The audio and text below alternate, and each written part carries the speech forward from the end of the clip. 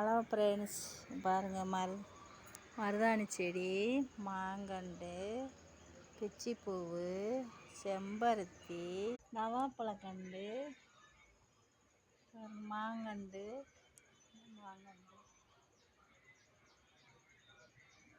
செம்பருத்தி பாருங்கள்.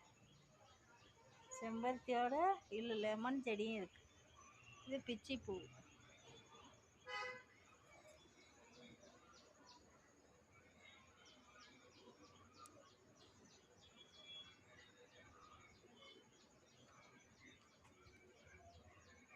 கருவேப்பிலை,